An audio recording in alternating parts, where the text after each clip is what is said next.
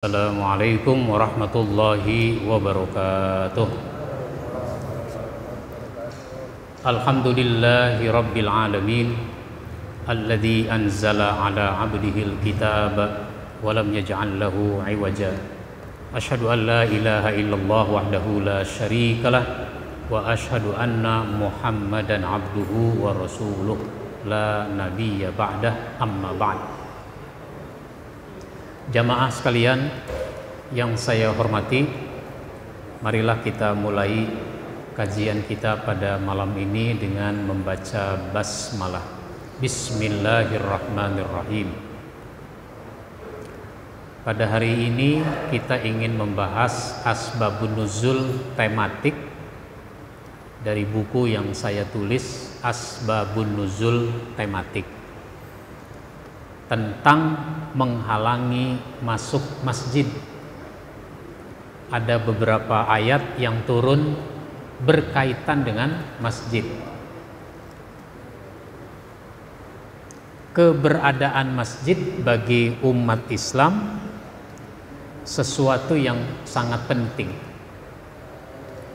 Maka pada masa Rasul Shallallahu Alaihi Wasallam, beliau mengisyaratkan kepada kita tentang pentingnya masjid itu. Waktu hijrah ke Madinah, beliau mampir di suatu kampung namanya Quba. Sama ini dengan masjid kita, Quba. Perjalanannya jauh, 400-an kilometer. Cuacanya terik panas.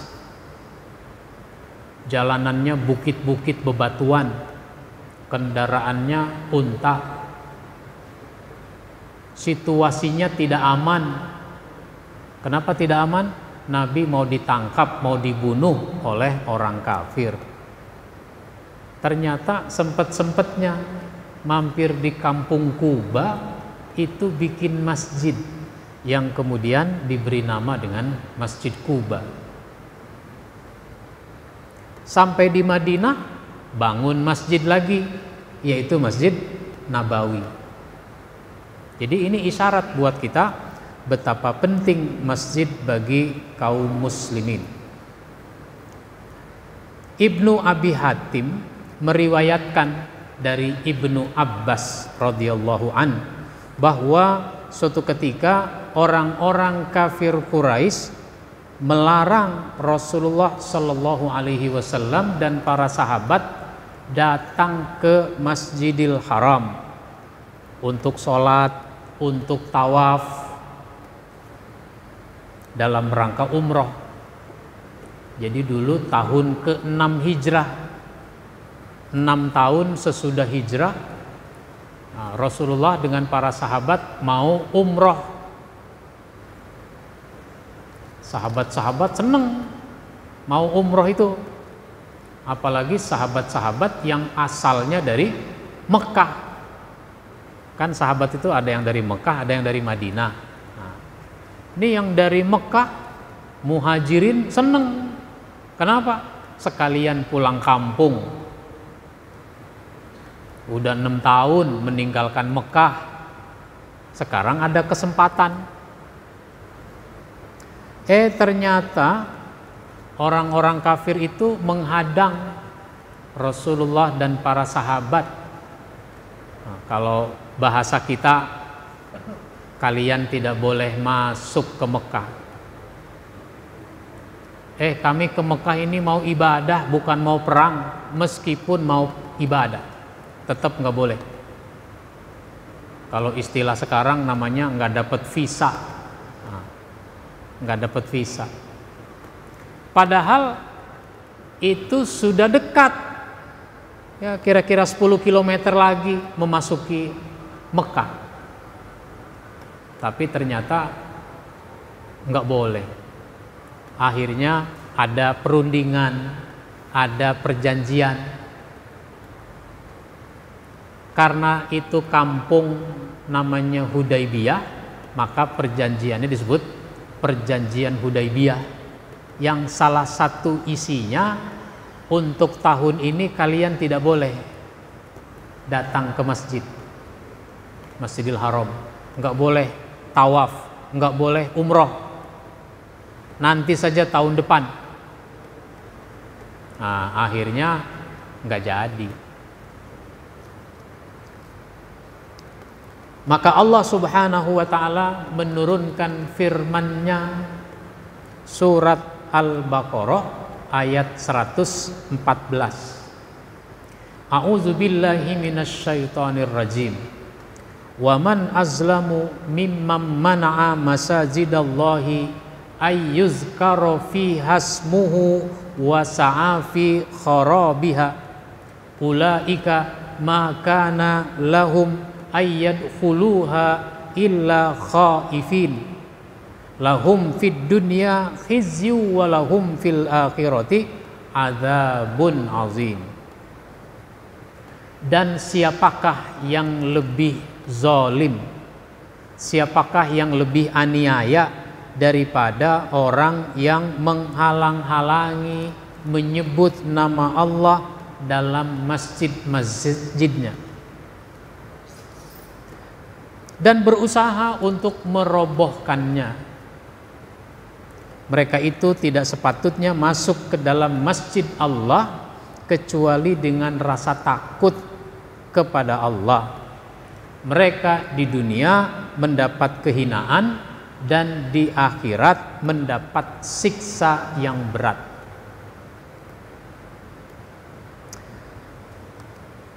Nah, sekarang bentuknya enggak selalu berupa menghalangi orang untuk masuk ke masjid dalam arti fisik. Mau kemana? Mau ke masjid? Sana pulang lagi. Nggak boleh ke masjid. Nggak begitu. Orang silahkan tetap datang ke masjid, tetapi orang kehilangan fungsi masjid. Kehilangan fungsi masjid, sehingga masjid itu mungkin saja tidak dirobohkan, bahkan tetap dibangun, tetapi fungsinya dicabut, ruh masjid itu dicabut, sehingga masjid itu sekedar bangunan, dan orang lebih membangga-banggakan bangunannya secara fisik. Fungsinya tercabut sampai sekarang.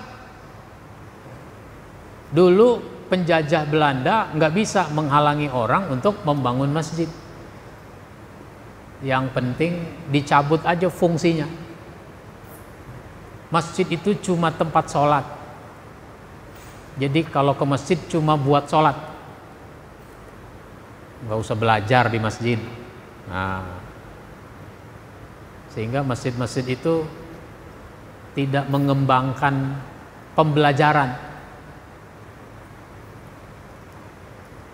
Terus tidak ada daya dukung buat belajar. Nggak ada perpustakaan misalnya. Dan seterusnya. Jadi orang berusaha menonaktifkan fungsinya, menonaktifkan syiar-syiar agama. Itu yang dilakukan. Oleh karenanya masjid harus kita kembalikan fungsinya, harus kita tegakkan fungsi-fungsinya. Nah, kalau disederhanakan ada 3. Fungsi masjid itu banyak, tapi kalau disederhanakan ada 3. Yang pertama, fungsi ubudiyah. Fungsi ubudiyah berarti fungsi peribadatan. Kaum muslimin harus mau beribadat di masjid. Hanya sedikit kaum muslimin yang mau beribadat di masjid. Faktanya begitu kan? Apalagi masa pandemi jadi alasan. Biasa-biasanya aja emang gak ke masjid, sekarang di masa pandemi tambah lagi alasan. habis corona, tambah sedikit lagi orang ke masjid. Maka Rasulullah menekankan para sahabat untuk datang ke masjid. Sampai Abdullah bin Umi Maktum, matanya buta, rumahnya cukup jauh dari masjid, kalau ke masjid tidak ada orang yang menuntunnya, rajin dia ke masjid. Meskipun rajin, dia merasa sulit, merasa repot, nggak praktis. Makanya dia tanya, coba-coba ngomong sama Nabi, ya Rasul, saya ini kan buta, rumah jauh, yang nuntun nggak ada kalau ke masjid. Saya minta rukhsah. Rukhsah itu apa? Keringanan, dispensasi, agar saya sholat di rumah saja. Mungkin Nabi nggak tega mendengar keluhan begitu. Ya, nggak apa-apa kamu sholat di rumah, saya berikan kamu rukhsah. Ya, kalau bahasa kita, terima kasih ya Rasul, saya permisi mau pulang. Nah. Baru jalan beberapa langkah, Nabi manggil lagi, Abdullah tunggu dulu. Ada apa? Ada yang mau saya tanya. Hal tasma'un nida bis sholat. Apakah kamu mendengar panggilan untuk sholat? Naam, iya saya dengar itu azan. Kalau begitu fa'ajib, penuhi panggilan azan. Yang matanya buta, rumahnya jauh, yang nuntun nggak ada, kalau dengar azan datang ke masjid. Kita jangan suka mematahkan semangat orang, itu juga namanya menghalang-halangi. Udah Pak, Bapak kan mata buta, jalan susah, udah di rumah aja nggak apa-apa. Tuhan juga nauin.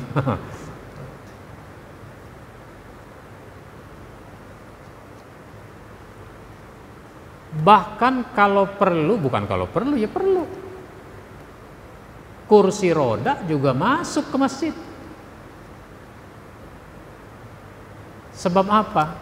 Bisa jadi ada jamaah kita, dia dari dulu rajin ke masjid, rutin ke masjid, sekarang nggak bisa. Kenapa? Sakit dia kakinya sakit, nggak bisa jalan, pakai kursi roda.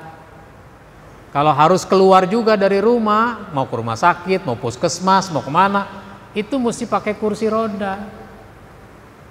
Nah, ke masjid nggak bisa pakai kursi roda. Kenapa? Nggak ada fasilitas buat kursi roda masuk. Kan kalau masuk ke masjid itu tangga-tangga. Umumnya masjid nggak punya kursi, nggak punya jalanan buat kursi roda. Nah, udah disiapin jalanan buat kursi roda, cuma dia nggak bisa juga datang ke masjid. Kenapa? Nggak ada yang dorong.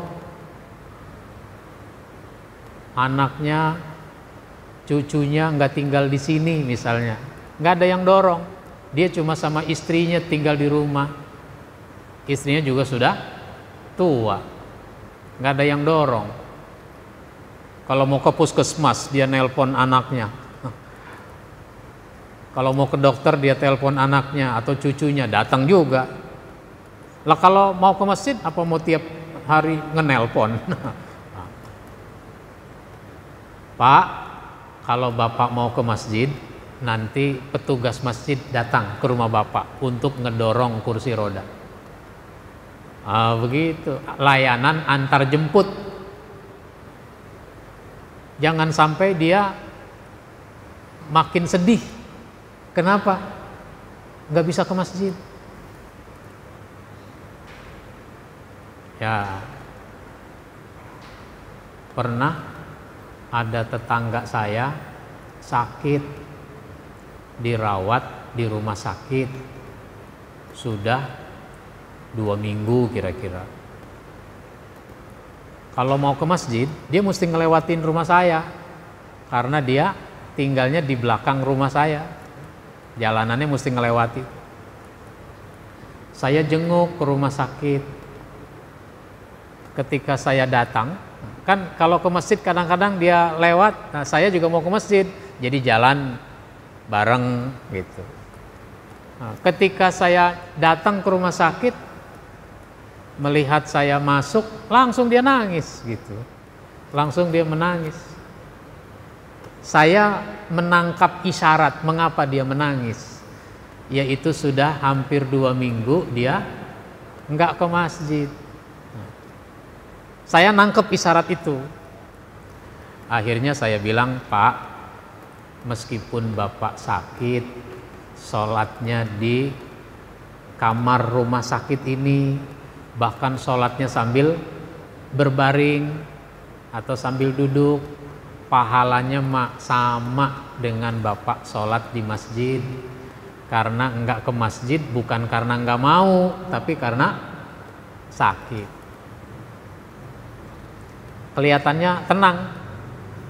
Dia sesudah mendengar apa yang saya kemukakan itu, karena memang ada hadisnya soal itu. Iza maridul abdu au safaro kutiba lahu mislama kana ya'malu muqiman sahihan.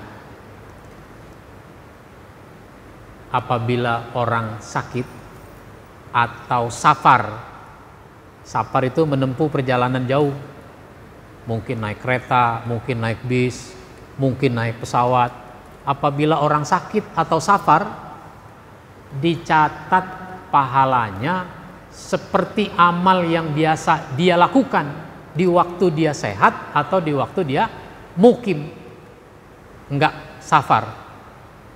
Kalau waktu sehat dia biasa ke masjid, waktu enggak kemana-mana dia datang ke masjid. Sekarang dia sakit, nah, pahalanya tetap dia dapat.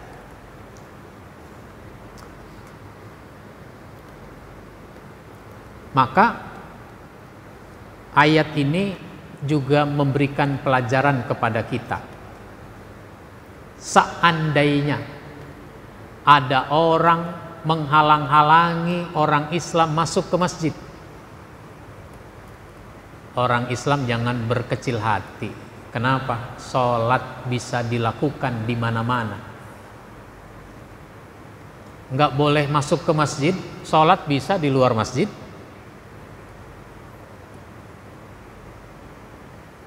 Di mana itu? Oh, di Prancis misalnya, katanya masjid ditutup. Di Palestina, Masjid Al-Aqsa ditutup. Orang mah tetap aja datang ke masjid, nggak bisa masuk, sholat di luarnya. Kenapa? Kita bisa menghadap kemana saja sholat itu. Sholat bisa dilakukan di mana saja. Semua bumi ini masjid. Seandainya dihalang-halangi kaum muslimin untuk masuk ke masjid, tetap datang ke masjid. Sholat boleh di luarnya. Di jalanan juga nggak apa-apa. Ya, kalau di negara-negara Eropa misalnya, orang sulit untuk membangun masjid. Prosedurnya sulit, bukan cuma masjid, pokoknya setiap tempat publik itu ada prosedur yang ketat, termasuk masjid. Karena tempat publik itu kan harus ada namanya AMDAL. Apa AMDAL? Analisa dampak lingkungan. Ini berapa kapasitasnya mau dibangun? Umpama 500 orang. Kan pada bawa mobil nih orang, 500. Parkirnya bagaimana? Di mana parkir? Jadi harus ada hitungan-hitungan tempat parkir. Sampai ke tingkat itu. Tapi orang Islam enggak kehabisan akal. Itu gereja dipasangi papan. Tulisannya apa? Gereja ini dijual atau dikontrakkan. Kalau bahasa kita nih, dijual atau dikontrakkan. Kaum muslimin kumpulkan uang, beli itu gereja. lalu diubah fungsinya menjadi masjid. Nah, kalau mengubah fungsi dari gereja ke masjid itu tidak perlu perizinan. Kenapa? Itu sudah tempat publik, itu sudah tempat peribadatan, cuma alih fungsi. Wah, itu banyak gereja dijual lalu dibeli oleh kaum muslimin dan dijadikan masjid. Alhamdulillah saya berkesempatan juga sholat di masjid bekas gereja, memberikan khutbah dan ceramah di masjid itu. Nah, misalnya di Belanda, itu di Den Haag ada masjid namanya Al-Hikmah. Dulunya gereja, dua lantai, itu masjidnya 2 lantai. Dulunya gereja. Tahun 85 dibeli gereja itu oleh Pak Probo Sutejo.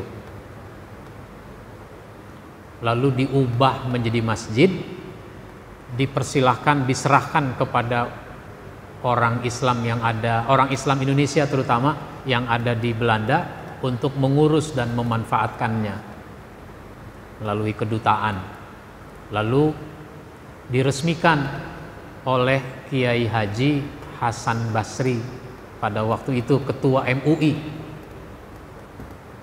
Ceramahnya oleh Ustadz Zainuddin MZ, tahun 85.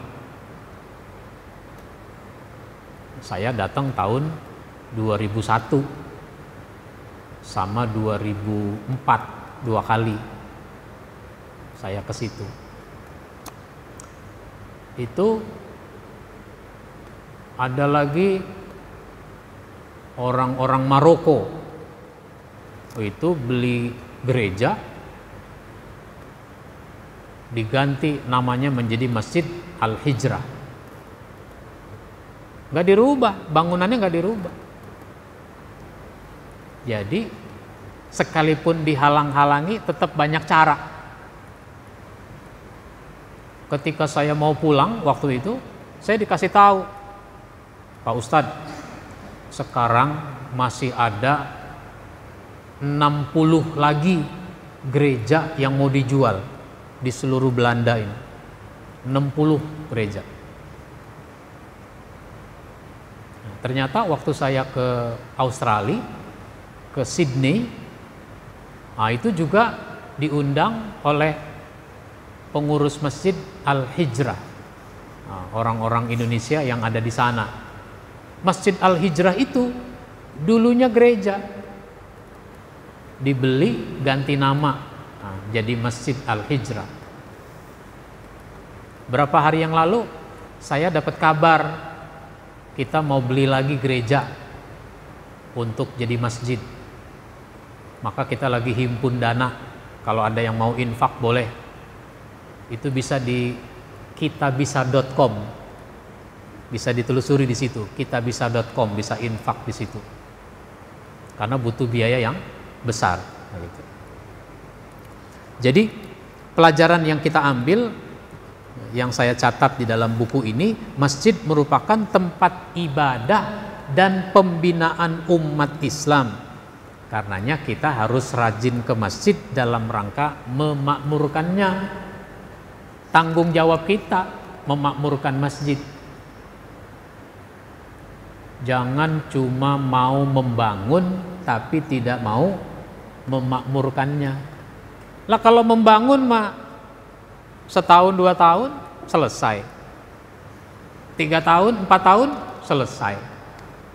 Kalau memakmurkannya berapa tahun? Ya sampai kita mati.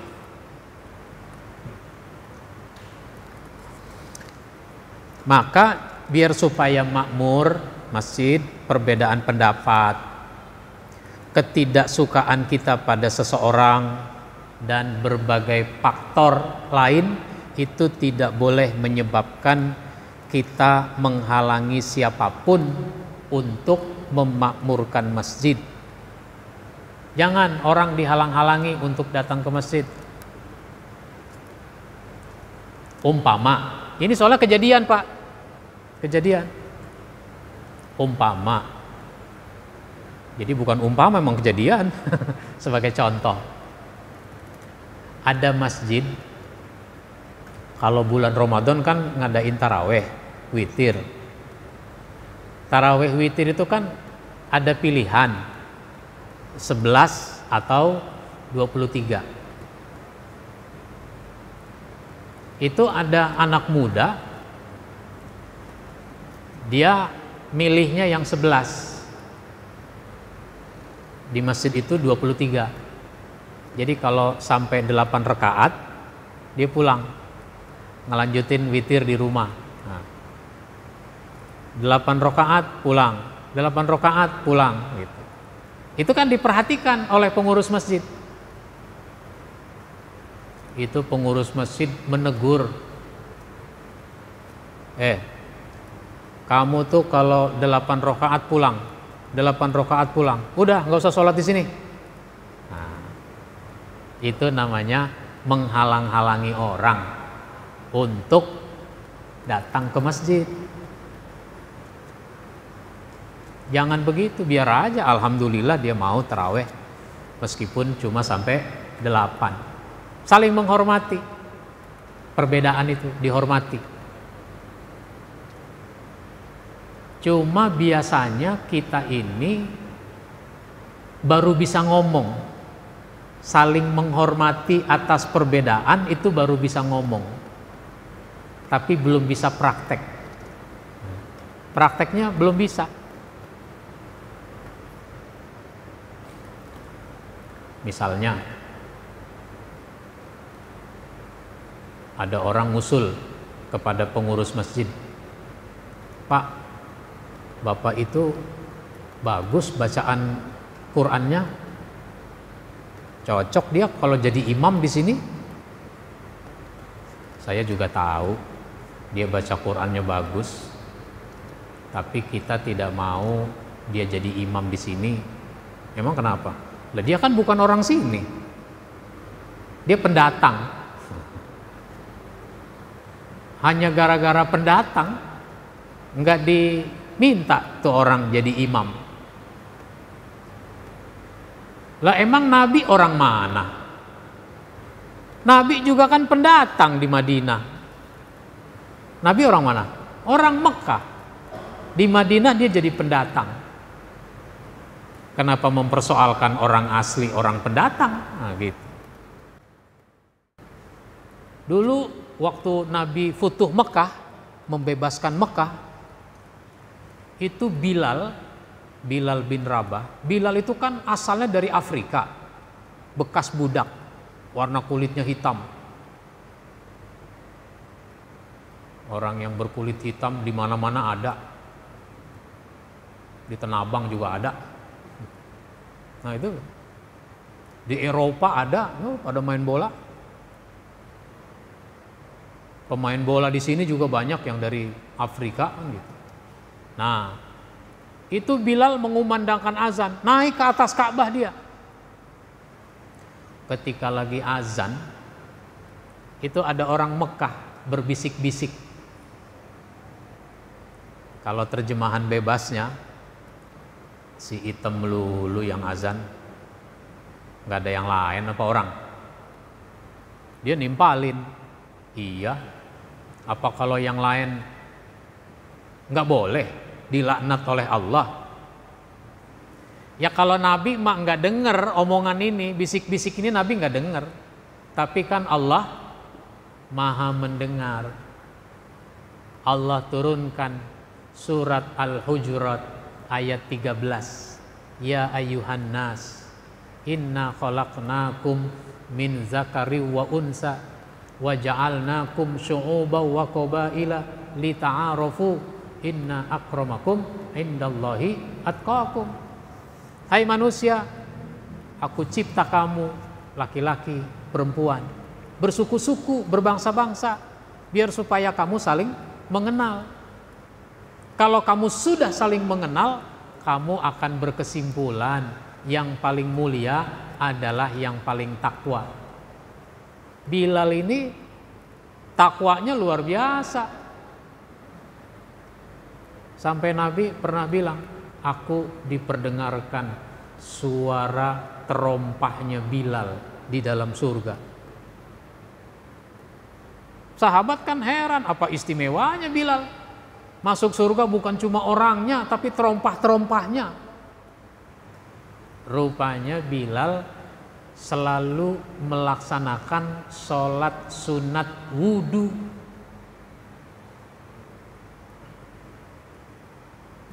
Jangankan sholat qobliyah, sholat wudhu saja selalu dia laksanakan. Nah itu begitu. Jadi kalau ada beda-beda pendapat, jangan menyebabkan orang terhalang untuk memakmurkan masjid. Yang ketiga, merobohkan masjid yang disebutkan dalam ayat tadi tidak harus kita pahami secara fisik, tapi bisa saja menghilangkan atau menghambat fungsinya untuk ditegakkan. Nah, makanya banyak masjid pengurusnya karena nggak paham itu suka banyak larangan. Banyak larangan. Ada anak kecil masuk ke masjid. Pulang. Ada nggak masjid yang begitu, Pak? Anak kecil dilarang. Jangan dilarang, Pak. Habis ribut, Pak Ustadz. Ganggu. Kitanya jangan merasa terganggu. Namanya juga anak-anak. Kita bina. Anak-anak datang, ucapkan selamat datang. Selamat datang anak-anak. Begitu mestinya. Pada mau ngapain nih ke masjid? Mau sholat, Pak. Bagus. Kasih jempol. Ini jempol di WA doang. Bagus gitu. Ngomong-ngomong, kalau di masjid boleh bercanda enggak? Boleh berisik enggak? Boleh ribut enggak? Enggak boleh, Pak. Pinter kamu. Usap palanya. Pinter kamu. Kemarin yang ribut siapa ya? Yang pada bercanda kemarin siapa ya? Nih dia nih, Pak, nih orangnya nih. Ditunjuk kawannya. Bukan saya, Pak. Nih gara-garanya nih. Ribut. Sudah, yang kemarin nggak apa-apa. Yang sekarang mau ribut lagi nggak? Enggak, Pak. Biar supaya nggak bercanda bagaimana ya? Ajak ngomong dong. Jangan bisanya ngomel doang. Ngomel sama siapa juga bisa. Ajak ngomong. Biar supaya nggak ribut gimana ya? Nggak bercanda. Kan dia mikir. Pakai begitu. Kalau gitu jangan deket-deket, Pak. Ya, jangan deket-deket. Jadi kamu di sebelah sana, kamu sini, kamu sini, kamu sana, gitu, diatur. Kalau perlu kasih nomor, Pak. Kayak kita mau naik kereta, mau naik pesawat, dikasih nomor nggak, Pak? Kasih nomor bangku. Masuk. Nah, nih nomor 1. Itu dikasih, Pak, nomor 1 di sana. Cari nomor 1, duduk di situ. Jangan pindah-pindah. Nomornya jangan dibuang, ntar dikumpulkan lagi. Udah selesai sholat, ada hadiahnya, gitu. Dibuang nggak tuh anak? Kalau ada hadiahnya dibuang nggak tuh nomor? Enggak. Kasih, ada hadiahnya. Hadiahnya apa? Apa aja yang manfaat? Pensil kek, buku tulis kek, peci kek, peci tuh, yang ada gambar bisnya di sini. Peci Tayo. Tayo.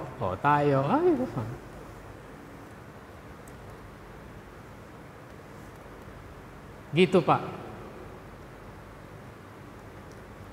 Nak, ayah kemana? Kok kamu datang sendiri? Ayah belum pulang. Emang pulangnya jam berapa? Nggak tahu. Loh, kok nggak tahu? Iya, saya udah tidur, ayah belum pulang. Saya belum bangun, ayah udah pergi. Kerja apa itu ayah begitu? Gojek. Gojek. Saya mau ceramah subuh. Kalau di komplek-komplek itu kadang-kadang subuh pada di portal jalanan. Susah kalau bawa mobil. Nah misalnya pakai Gojek aja lah, cari. Jam 4 cari Gojek. Dapat. Anaknya udah bangun belum tuh jam 4? Belum, dapat. Pernah tuh Pak, cari Gojek jam 4. Itu namanya perempuan. Kan ada Gojek perempuan. Namanya perempuan. Bagaimana mungkin saya mau ceramah Gojeknya perempuan. Jam 4. Batal, nggak jadi. Cari yang lain. Ya sudah, selama kamu di masjid, anggap ini ayahmu. Oh, jadi ayah angkat. Anggap ini ayahmu. Udah pada makan belum? Belum Pak. Ayo sini, ajak ke sekretariat. Tuh, ada kue, ada pisang, ada jeruk, ada roti, ada lontong, makan. Seneng gak tuh anak-anak Pak? Seneng. Besok ngajak kawan dia.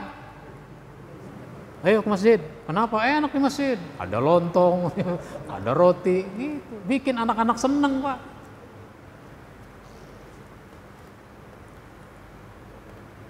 Saya sering dapat keluhan, Ustadz, ngajak anak remaja ke masjid susah. Bagaimana Pak Ustadz? Saya bilang, bisa jadi itu anak-anak trauma. Sampai sekarang dia nggak mau ke masjid karena trauma di masa kecil. Kenapa? Trauma kenapa? Dulu dia diusir dari masjid, dimarahin dari masjid, keluar kata-kata yang tidak baik, hanya gara-gara dia bercanda. Dasar setan semua nih anaknya. Wow. Seorang bapak di masjid bisa ngomong begitu, di masjid. Bagaimana di pasar? Di masjid anak dibilang dasar setan badannya anak. Hei, sana pulang. Wow, melotot, mukanya memerah. Itu oke lah dulu zaman Belanda itu. Sekarang udah bukan zamannya lagi begitu. Tapi ternyata masih ada yang model begitu. Anak bercanda, assalamualaikum, assalamualaikum. Langsung berdiri seorang bapak. Hei, ini anak nggak ngerti-ngerti. Paling kenceng dia. Anak-anak bercanda cuma di belakang, berisik di belakang, dia paling kencang semasjid suaranya. Orang lagi zikir, kaget. Itulah begitu Pak. Jadi kita jangan halangi orang mau ke masjid. Silahkan datang ke masjid. Siapa saja mau berbuat baik di masjid, masjid kita terbuka. Dari kelompok manapun. Ada jamaah tabligh mau ke masjid. Pak, kami mau nginep di sini 3 hari. Boleh. Gitu, jangan dilarang orang nginep di masjid. Silahkan. Apalagi macam-macam lah. Anak muda mau bikin kegiatan, silahkan. Jangan curiga. Kalau curiga ikuti. Tanya. Jangan belum apa-apa udah nggak boleh. Baik, ada pertanyaan? Ada pertanyaan nggak? Iya, silakan Pak. Waalaikumsalam warahmatullahi wabarakatuh. Kenapa? Kalau sakit? Ya. Kalau sakit yang menyebabkan kita tidak bisa berangkat ke masjid, ya sudah sholat di rumah saja nggak apa-apa. Maklum orang sakit yang menyebabkan dia nggak bisa berangkat. Bapak nggak ke masjid? Enggak, saya lagi sakit. Hah? Sakit? Kelihatannya Bapak sehat-sehat aja. Gue lagi sakit hati tahu. Sakit hati sama siapa? Sama pengurus. Gue kagak demen sama pengurus. Kok bisa begitu? Iya, saya punya pendapat, enggak dilaksanakan. Ya itu mah kita tugasnya menyampaikan pendapat, mau dipakai mau enggak urusan pengurus. Jangan gara-gara begitu enggak datang ke masjid. Datang ke masjid urusan kita dengan Allah, bukan urusan kita dengan pengurus gitu. Nah, jadi sakit yang menyebabkan kita tidak bisa datang ke masjid. Dijamak. Sakit mah jangan dijamak. Sholatnya iya. Enggak. Orang sakit sholatnya ya jangan dijamak. Kecuali mau operasi. Mau operasi jam 10 pagi misalnya. Itu kan operasi dibius. Nah, hilang kesadarannya. Baru nyadar jam 5 sore. Nah, misalnya. Baru siuman jam 5 sore. Belum sholat zuhur, belum sholat asar. Nah, itu dijamak nggak apa-apa. Tapi kalau sakit-sakit yang biasa yang menyebabkan kita seberat-beratnya sakit, ya kalau kita masih bisa sholat secara normal ya sholat normal. Begitu Pak. Ada lagi? Ya, silakan. Kondisi hujan gede, Ya. ada payung. Ya. Bagaimana kalau hujannya gede, payungnya nggak ada? Nah, kalau dulu potong daun pisang, potong daun talas. Nah, daun talas jadi payung dulu. Sekarang daun saga aja nggak ada. Nah, boleh sholat di rumah kalau nggak ada payung, hujan besar. Dulu Rasulullah itu pernah dalam satu perjalanan lalu istirahat, bikin tenda. Nah, ada tenda besar buat sholat jamaah, ada tenda-tenda buat istirahat.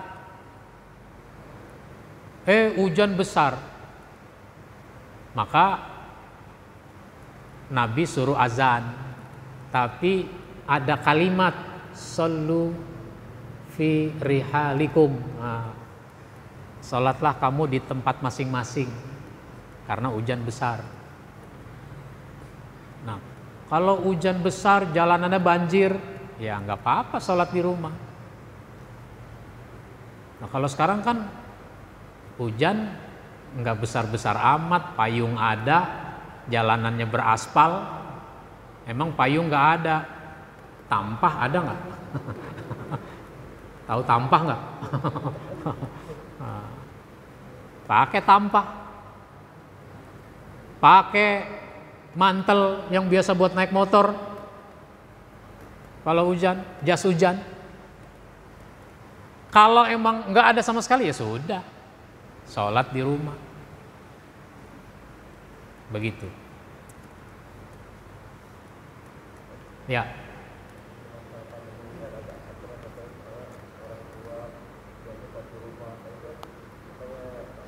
Ya. Ini ada pertanyaan, di masa pandemi ini yang tua-tua katanya sholat di rumah aja. Enggak juga. Yang tua juga belum tentu gampang tertular corona. Emang Ronaldo tua? Ronaldo tua apa muda? Ronaldo masih muda, corona juga. Padahal fisiknya, pemain bola fisiknya kan bagus. Jadi biasa aja, yang penting standarnya, protokolnya kita jalankan. Yang tua silakan, jangan dihalang-halangi. Yang wanita mau ke masjid juga boleh. Jangan bilang apa, wanita udah di rumah aja, lebih afdol di rumah. Emang kalau dia mau ke masjid kenapa? Itu urusan dia. Mau ke masjid boleh. Dulu istri Nabi, istri para sahabat itu juga suka sholat di masjid. Terutama sholat yang di waktu malam, maghrib, isya, subuh. Nah itu begitu. Kita sudah atur protokolnya, jadi silahkan. Jangan pengurus menghalang-halangi. Nah, kecuali kalau pengurus mendeteksi orang nyampe di pintu masjid, diapain? Wah, ini 39. Maaf ya Pak, ini mesti harus ke Wisma Atlet. 39 gitu. segera diurus, lapor puskesmas segala macam. Tapi kalau biasa-biasa aja, nggak apa-apa. Anak kecil ke masjid, nggak boleh. Ini lagi pandemi, emangnya naik kereta? Nggak boleh. Ke masjid mah jangan, dilarang begitu. Tinggal kita atur. Ayo cuci tangan dulu, sini. Dibimbing, dipandu. Baik. Ada lagi? Ya, mudah-mudahan bermanfaat apa yang kita bahas pada malam ini. Insya Allah kita sambung pada pertemuan berikutnya. Kita akhiri dengan membaca hamdalah. Alhamdulillahirabbil alamin. Wassalamualaikum warahmatullahi wabarakatuh.